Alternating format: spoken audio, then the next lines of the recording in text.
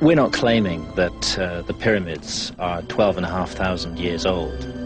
What we're saying is that the pyramids speak of that very distant date. There's no doubt in my mind that the Egyptians were the inheritors of an ancient knowledge and wisdom. It's absurd to suggest, as Egyptologists do, that these monuments were the creation of the infancy of a civilization. There's a huge accumulated knowledge and wisdom expressed in these monuments. These monuments, to me, are the end of something, not the beginning of something.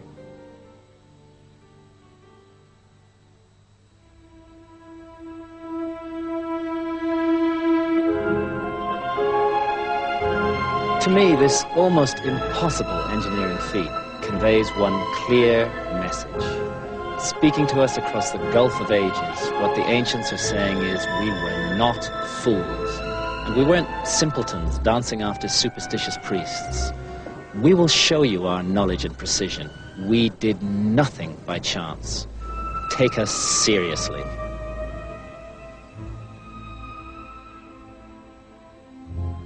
As far as the new investigators are concerned, this is a message being sent by more than just the pyramids. On the Giza Plateau, in the shadow of the pyramids, lies a weather-beaten monument that has the body of a lion and the head of a man. Carved out of natural rock, there is no exact way of deducing how long it's been here. It is the Sphinx. Egyptologists insist it was made 4,500 years ago, when the three Great Pyramids were built. Others say the Sphinx was actually built 8,000 years before the pyramids, at a time when no civilization capable of its construction should have existed. All these people, they come by for a day or two to the plateau, and they come by with a theory, and they publish it. The theory has to be crazy. The theory has to be fantastic, because if you make a fantastic theory, you will make money and you will be famous. Many theories like this has been said about the Sphinx, but all of it gone with the wind, because we Egyptologists have a solid evidence to state that the Sphinx is dated to the time of Khafre, the builder of the second pyramid at the Giza Plateau. Money isn't the issue here. I've been doing this for 20 years without making a bean out of it. We've got to get to the bottom of this. The issue is to find the truth, and we require several disciplines to find out what all this is all about. I don't think that Egyptology is up to the task at all. To come to a site like this with a one-dimensional view, a narrow perspective, and to claim that through that narrow funnel we can interpret this site is a grave disservice to humanity, because it's prevented other disciplines from exercising their intelligence here. Robert Bovell and Graham Hancock join forces with writer John A. West, and together they continue to question whether the Egyptologists' evidence really does add up, like the claim that the head of the Sphinx is a rendering of Khafre.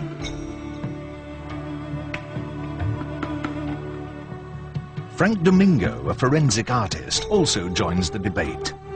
Working with the New York Police Department, he's an expert in identification and is asked to compare the face of the only known statue of Khafre with that of the Sphinx.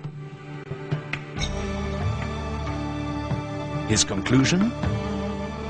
The two faces are not even from the same race.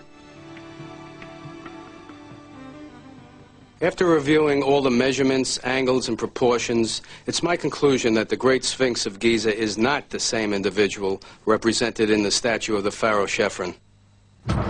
Despite the controversy, independent investigators are not surprised by this discovery.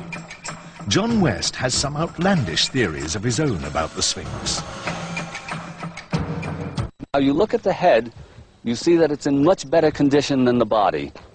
Even though the head is cut of a much harder limestone, the difference between the condition of the head and the condition of the body is extreme. Perhaps even more important, the head is disproportionately small. Seen especially from the air, you see that the body of the Sphinx is long and flattened out, and the head almost looks like a pinhead stuck on the top of it. This, to us, is an indication that the head has been recarved. In other words, the head is not original to the Sphinx. At some point, in its long history, the head was redone. The investigators have no doubt that the entire Giza Plateau served as some kind of map of the stars as they appeared in the skies in 10,500 BC. Standing at Giza, the ancient astronomers faced an uninterrupted 360-degree horizon, which invited observations of the rising points of the sun and the stars. Another direction also drew their attention, the north-south line dividing the sky directly above their heads, and they observed the stars as they crossed this line. In 10,500 BC, when the three stars of Orion's belt crossed this line, they did so in a pattern that is exactly matched by the pattern of the three pyramids on the ground.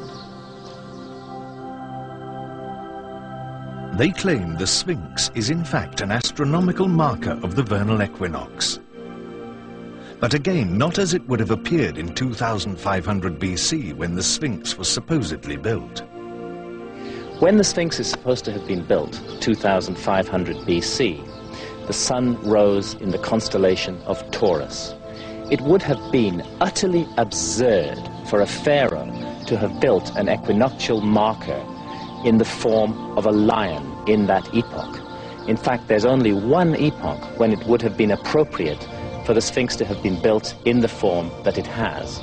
That was the age of Leo, beginning in the 11th millennium BC. Every 2,000 years or so, a new astrological age begins as a different constellation appears behind the sun. The last time there was an age of Leo was 12,000 years ago. Robert Bovell explains. At this special time in 10,500 BC, the sun would rise due east, directly in line with the Sphinx, at the rising of the constellation of Leo. Here comes the constellation of Leo breaking over the horizon. And here is the sun. So it's at this time, at the age of Leo, that the Sphinx would be gazing at its own image in the sky.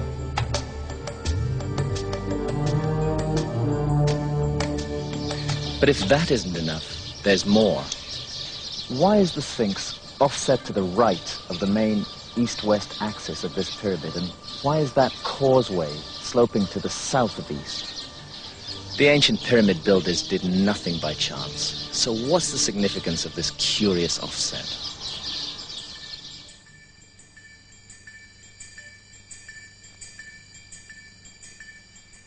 The computer has the answer.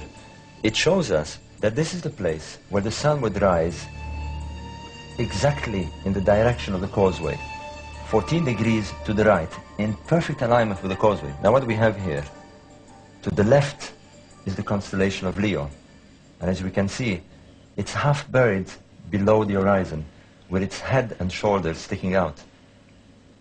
And this is what they saw when they looked in the east, the sun rising along the direction of the causeway, and to the left, the Sphinx, half buried in the sand, with its head and shoulders sticking out of the sand, in the same way that the constellation of Leo would be seen rising over the horizon with its head and shoulders sticking over the horizon line.